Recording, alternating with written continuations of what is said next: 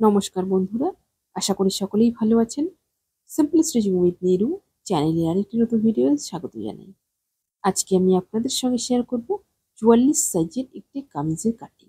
আমি কাটিংটি খুব সহজভাবে এবং স্টেপ বাই স্টেপ দেখিয়েছি। আপনারা যারা সেলাই কাজে একদমই নতুন, পুরো ভিডিওটি একটু মনোযোগ দিয়ে দেখুন। আশা করি খুব সহজেই আপনারা শিখে নিতে পারবেন। কামিজটির কাটিং এর সাথে সাথে কিন্তু অনেক গুরুত্বপূর্ণ টিপস রয়েছে, যেগুলি আপনাদের ভবিষ্যতে কাটিং এবং সেলাইয়ে অনেকটা হেল্পফুল হবে। কামিজটি কাটিং করার জন্য সবার প্রথম কিন্তু কাপড়টিকে লম্বা করে দুভাঁজ করে নিয়েছি। বন্ধ দিকটা আমার নিজের দিকে রয়েছে, খোলা দিকটা আমার অপর সাইডে রয়েছে। প্রথমে নিয়ে নিচ্ছি শোল্ডারের মাপটা। শোল্ডার রয়েছে আমার 16 ইঞ্চি, এখানে নিয়ে নিলাম আমি 8 ইঞ্চিতে। 8 ইঞ্চিতে এভাবে একটা মার্ক করে নেব। তারপর নিয়ে নিব আর্মহোলের মাপটা। আর্মহোলটা নিয়ে নিব এখান থেকে ঠিক 7.5 ইঞ্চি। 7.5 ইঞ্চিতে এইভাবে একটা মার্ক করব। তারপর দেখুন আর্মহোলের সাথে শোল্ডার পর্যন্ত এইভাবে একটা লাইন টেনে মিলিয়ে দেব। এবার নিয়ে নিব চেস্টের মাপটা। চেস্ট যেহেতু আমার 44 রয়েছে, 44-এর 4 ভাগের 1 ভাগ 11 ইঞ্চি। 11 ইঞ্চিতে একটা মার্ক করব ঠিক এইভাবে। এবার নিয়ে নিব এই কোণা থেকে একটা মাপ। কোণা থেকে নিয়ে নিব 1.5 ইঞ্চিতে একটা মাপ ঠিক এইভাবে। 1.5 ইঞ্চি একটা মাপ নিয়ে তারপর কিন্তু গোলাই করে নিয়ে আর্মহোলের গোলাইটা করে নিচ্ছি ঠিক এইভাবে। আর্মহোলের গোলাইটা আমার কমপ্লিট হয়ে গেল। এবার নিয়ে নিব নিচের মাপগুলো। শোল্ডার থেকে কোমর পর্যন্ত একটা মাপ নিয়ে নিব 15 ইঞ্চিতে। 15 ইঞ্চির একটা মাপ নিয়ে একটা মার্ক করে নেব ঠিক এইভাবে। এবার কোমর থেকে হিপ পর্যন্ত একটা মাপ নেব 6 ইঞ্চিতে। 6 ইঞ্চিতে এভাবে একটা মার্ক করব। তারপর দেখুন দুটো মাপকে কিন্তু এভাবে লাইন টেনে মিলিয়ে নেব। সোজা করে প্রথমে লাইন টেনে নেব, তারপর কিন্তু মাপ করে নেব। কামিজের ক্ষেত্রে এখানে কিন্তু 3টে মাপ খুবই গুরুত্বপূর্ণ। এবং প্রথম মাপটা হলো চেস্টের মাপ, এবং দ্বিতীয়টা হলো কোমরের মাপ, এবং তৃতীয়টা হিপের মাপ।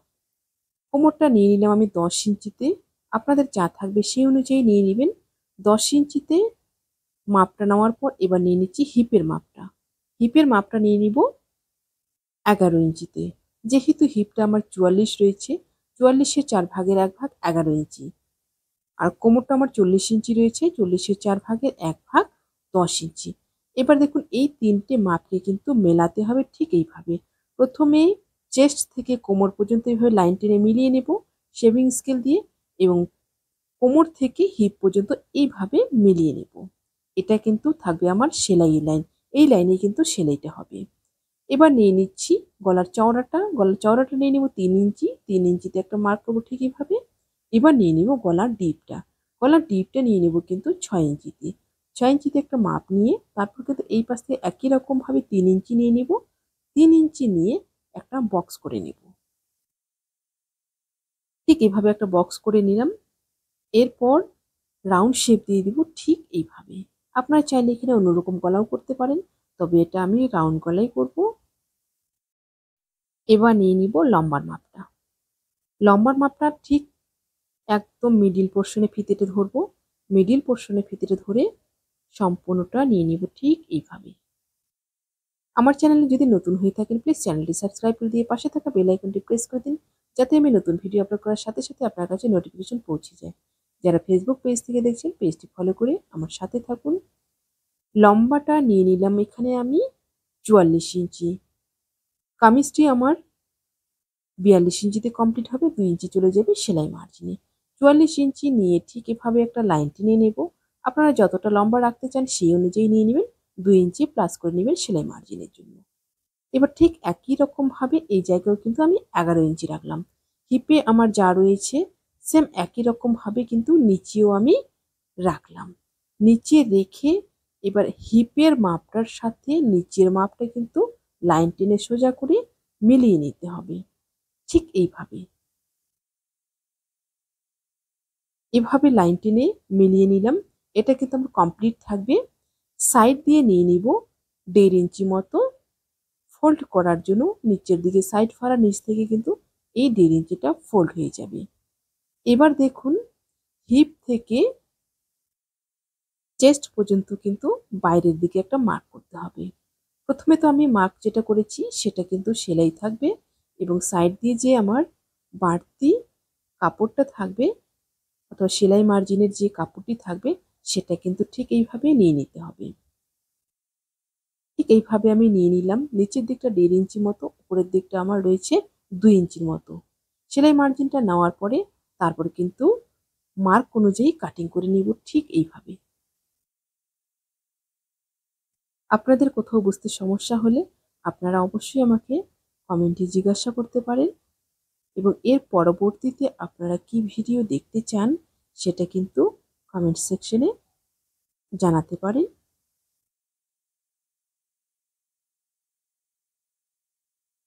ঠিক এইভাবে মার্ক অনুযায়ী কিন্তু কাটিং করব। কামিজের ক্ষেত্রে কিন্তু প্রথমে সামনের পার্টটাই কাটিং করতে হবে, তারপর কিন্তু সামনের পার্ট বসিয়ে পেছন পার্টটা কাটিং করতে হবে। দেখুন সামনের পার্টটা আমার কাটিং কমপ্লিট হয়ে গেল। এবার সামনের পার্টটা বসিয়ে আমি পেছন পার্টটা কাটিং করব। কাপড়টিকে সমান করে নেব। সমান করে নিয়ে সামনের পার্টটাকে ঠিক এইভাবে ওপর করে বিছিয়ে নেব। একদম সমান করে রাখবো।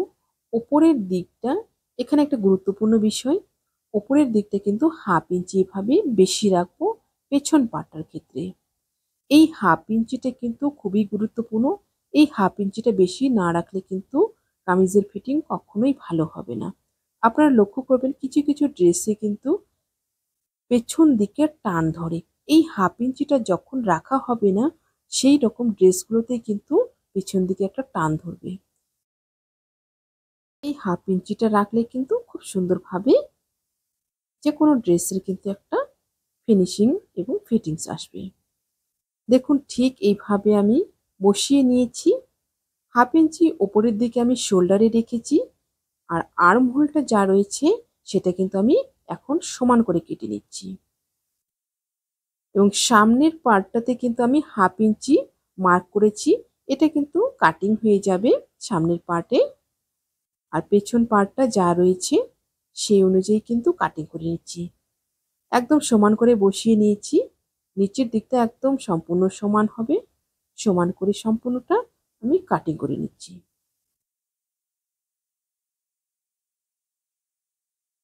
ভিডিওটি আপনারা কোথা থেকে দেখছেন অবশ্যই কমেন্টে জানাবেন। এবং সামনের পার্ট পেছন পার্ট দুটোই কিন্তু আমার কাটিং কমপ্লিট হয়ে গেল। এবার গলাটা কাটিং করব। পেছন পার্টের গলাটা চড়াইটা আমি নিয়ে নিলাম সামনের পার্টটা থেকে। এবার দেখুন 1.5 ইঞ্চি মতো কিন্তু আমি ডিপটা নেব। পেছন গলার ডিপটা 1.5 ইঞ্চি থাকবে। পেছন গলাটা ঠিক এইভাবে কাটিং করে নেব। এই গলাটা আমি ক্রস পট্টি দিয়ে করে নেব এবং সামনের গলাটা আমি পেস্টিং কাটিং করব। দেখুন পেস্টিংটা আপনারা কিভাবে সহজেই কাটিং করবেন। প্রথমে গলাটা কাটিং করে নিতে হবে। প্রথমে কুর্তির গলাটা কাটিং করে নেওয়ার পর তারপর কিন্তু পেস্টিংটিকে দুভাঁজ করে বসিয়ে নেব। দুভাঁজ করে নিয়ে নিয়েছি।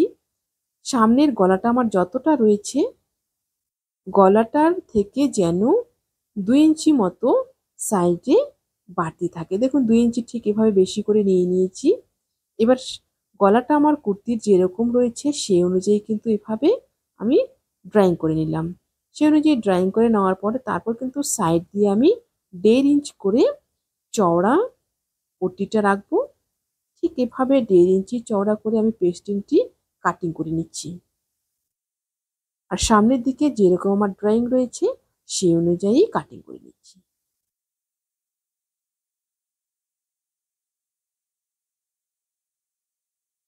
গলাটা আমার কাটিং হয়ে গেল। এবার আমি হাতাটা কাটিং করব। হাতার জন্য কাপড়টা 4 ভাঁজে নিয়ে নিয়েছি। হাতার চওড়াইটা আমার রয়েছে চেস্ট যা রয়েছে আমার 11 ইঞ্চি সেই অনুযায়ী 11 ইঞ্চি রয়েছে আর লম্বাটা রয়েছে আমার 18 ইঞ্চি। এখানে 2 ইঞ্চি সেলাই মার্জিনে চলে যাবে, 16.5 ইঞ্চিতে কমপ্লিট হবে। এবার দেখুন উপর দিক থেকে একটা মাপ নিয়ে নিব 4 ইঞ্চিতে। 4 ইঞ্চিতে এভাবে মাপ নিয়ে একটা লাইন টেনে নেব। লাইনটা টানার পর তারপর কিন্তু শেপটা দিয়ে দিব। শেপটা আমি বন্ধ দিক থেকে খোলা দিকে দিয়ে দিচ্ছি। আপনারা যে কোনো দিক থেকেই দিতে পারেন। ঠিক এইভাবে আমি খোলা দিকে দিয়ে দিচ্ছি শেপটা। হাতার উপরের দিকের শেপটা আমার কমপ্লিট হয়ে গেল। এবার নিচে নিয়ে নিব মুহুরির মাপটা। মুহুরি রয়েছে আমার 11 ইঞ্চি, এখানে আমি 5.5 ইঞ্চি নিয়ে নিলাম, 1.5 ইঞ্চি নিয়ে নিলাম সেলাই মার্জিনের জন্য। এবার সাইডের যে মার্কটা রয়েছে তার সাথেই কোনা পর্যন্ত এভাবে মিলিয়ে দেব। এভাবে মিলিয়ে দেওয়ার পর হাতাটা কাটিং করে নেব।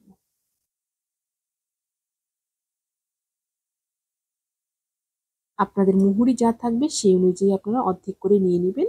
তারপর 1.5 ইঞ্চি সেলাই মার্জিন নিয়ে নিলেই কিন্তু হয়ে যাবে। ঠিক এইভাবে মার্ক অনুযায়ী আমি হাতাটা কাটিং করে নিলাম। এবার দিয়ে দিব তালপাটের শেপটা। তালপাটের শেপটা দিয়ে তালপাটটা কাটিং করে নেব। আশা করছি ভিডিওটি আপনাদের সকলের ভালো লেগেছে।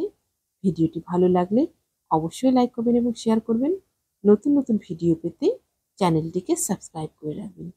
যারা ফেসবুক পেজ থেকে দেখছেন পেজটি ফলো করে আমার সাথে থাকবেন।